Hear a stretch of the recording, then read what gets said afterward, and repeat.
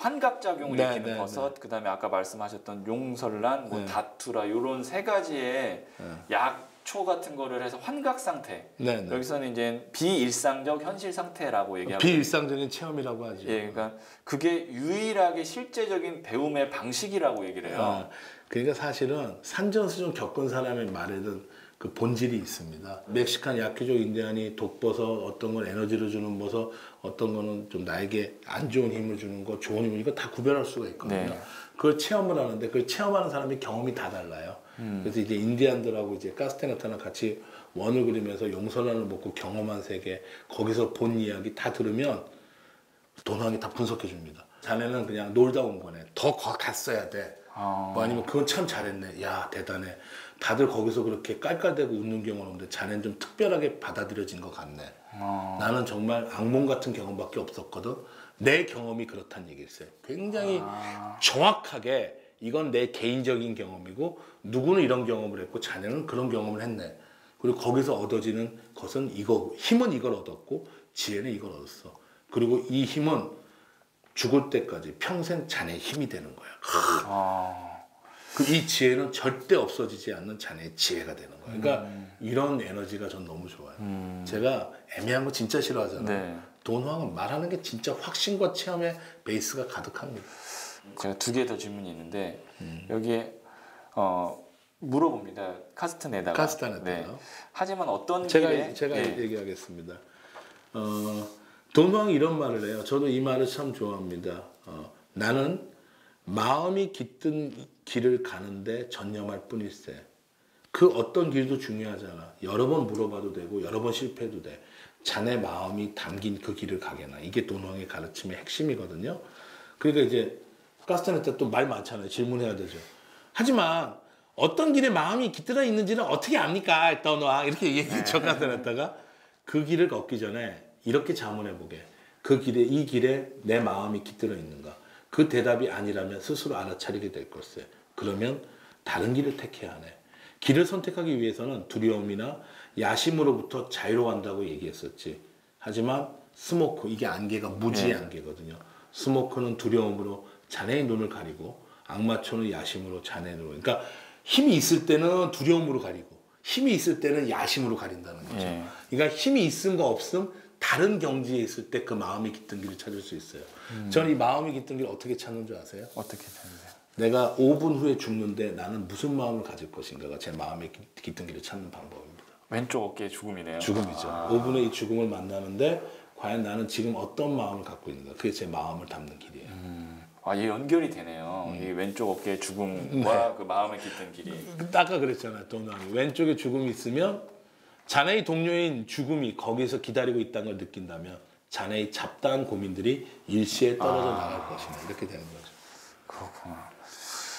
마지막 질문은요. 이 돈왕의 가르침 이렇게 리뷰나 이런 걸 찾아보면 이 이야기가 제일 많이 나오는 이야기 중에 하나예요. 그게 가장 인용하기가 좋거든요. 예, 배움의 4가지의 천적이 있다. 이거 네. 제가 이걸 가지고 옛날에 그 한태영 선생님한테 질문도 하고 그랬어요. 저도 그 대학교 이제 본과 1학년 때 얘기인데 첫 번째 적이 있어요. 이게 공포입니다. 그래서 이 공포에 굴복하면 다시는 이 사람은 배움의 길을 갈 수가 없어요. 언제나 패배자로 남는다. 돈황이에요. 그래서 항상 얘기해요. 공포를 이기는 유일한 방법. 도망치지 마. 도망치면 공포를 못 이겨. 그러니까 견디는 수밖에 없어요. 사실 우리가 공포를 이기는 단계가 우리가 제일 나약한 단계거든요. 견디시는 거예요. 공포는 이기는 게 아니에요. 견디시는 거예요. 공포는 이기는 게 아니라 견디는 거예요. 예. 그러니까 이렇게 보시는 게 맞아요. 왜냐하면 저도 그 공포를 만났었으니까. 예. 그리고 조금씩 일어나지만 공포는 느닷없이 갑자기 사라지게 되네. 두 번째 적은 명료함. 파라. 근데 이 명료함은 동시에 사람을 맹목적으로 만들어요. 그리고 자신에 대해서 의문을 결코 품지 않습니다. 내가 똑똑하니까 똑똑이야 다. 그러니까 데이비드 호키스 의식혁명 보면 399점이 논리, 명료함이에요. 이 399점은 아인슈타인, 뉴턴 여기 과학자들의 단계고 400점이 넘어가지 못해 1000점까지 있거든요. 1000점이 누구죠? 예수나 크리슈나가 1000점이에요. 근데 과학자들 똑똑한 똑똑쟁이들은 이 399점에 머물러요. 명료함에서 명료함에서 지는 거죠. 패망을. 그래서 이런 경우는 인내심을 가져갈 때는 급히 행동하고 또 재빠르게 행동할 때는 또 인내심을 발휘해요.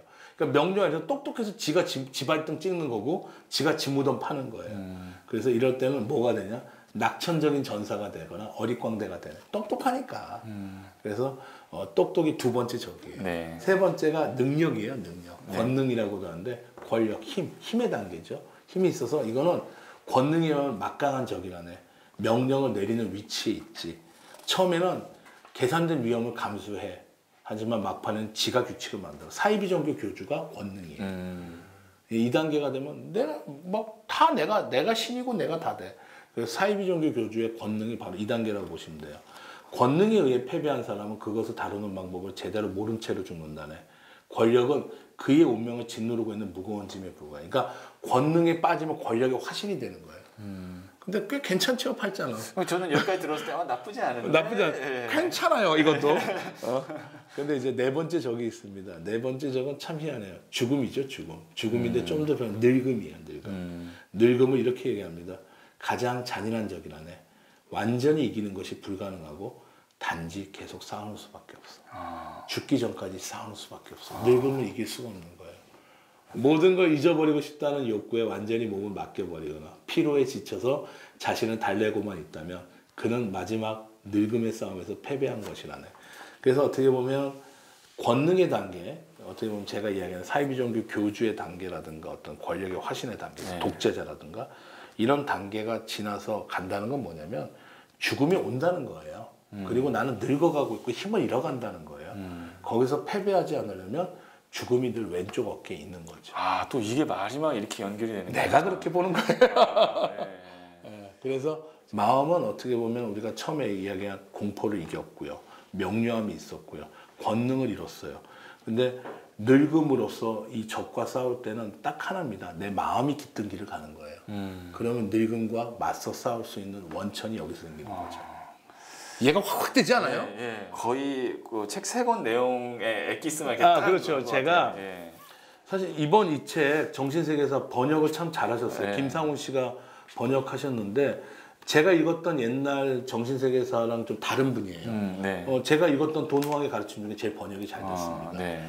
돈후왕의 가르침 오늘 한 권의 깨달음이었습니다. 좋아요 꾹 구독 꾹